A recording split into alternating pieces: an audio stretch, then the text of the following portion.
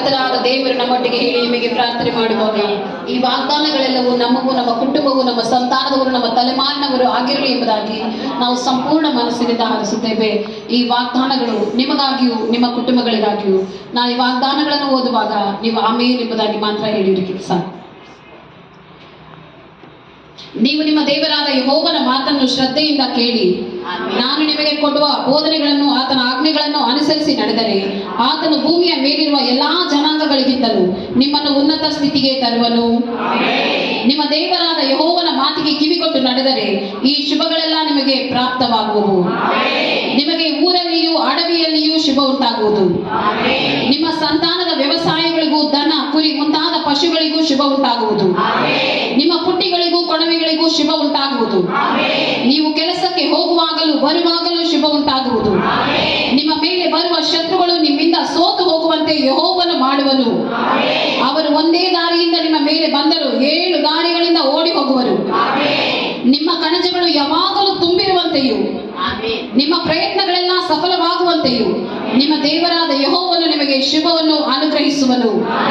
ಆತನು ನಿಮಗೆ ಕೊಡುವ ದೇಶದಲ್ಲಿ ನಿಮಗೆ ಶುಭವನ್ನೇ ಉಂಟು ಮಾಡುವನು.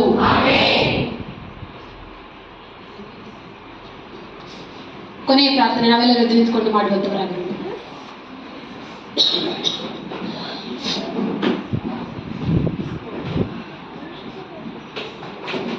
ಪರಿಶುದ್ಧನಾದ ದೇವರೇ, ಜೀವನದ ಸಭೆಯನ್ನು ಇಷ್ಟು ವರ್ಷಗಳ ಕಾಲ ಕಾಪಾಡಿ ನಾನು ಬಿದ್ದೋದಾಗಲು ನೀವು ಸಭೆಯನ್ನು ಬಿಟ್ಟಿಲ್ಲ. ಸಭೆಯ ಈ ಪ್ರಾರ್ಥನೆಗಳಿಂದ ಮತ್ತೆ ನಮ್ಮನ್ನು ಕರೆದುಕೊಂಡು ಬಂದಿದ್ದಕ್ಕಾಗಿ ಸ್ತೋತ್ರ. ಬಲಪಡಿಸು, ಕನಿಕರಿಸು, ಕಾಪಾಡು. ಈ ದಿನವನ್ನು ಆಶೀರ್ವಾದ ಮಾಡುತ್ತೇವೆ. ಆರಾಧನೆ ಮಾಡಿದ ಯಮನಸ್ಥರಿಗೆ, ವಾದ್ಯಗಳನ್ನು ನಡೆಸಿದ್ದಂಥ ದೈವ ಸೇವಕರು, ಜಪಶಾಲಮಯ್ಯನವರಿಗೆ ಮತ್ತು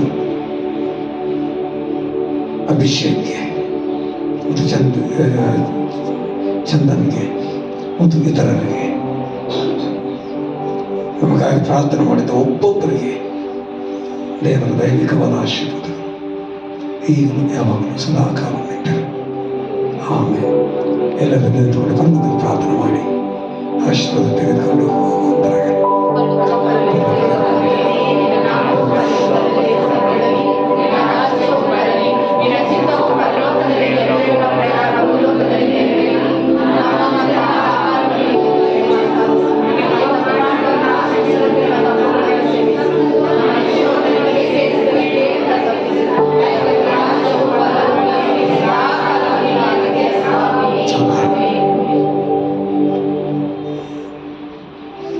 ಕರ್ತನಾದ ಯೇಸು ಕ್ರಿಸ್ತನ ಕೃಪೆ, ತಂದೆಯಾದ ದೇವರ ಪ್ರೀತಿ, ಪವಿತ್ರ ಆತ್ಮನ ಸಹಾಯ,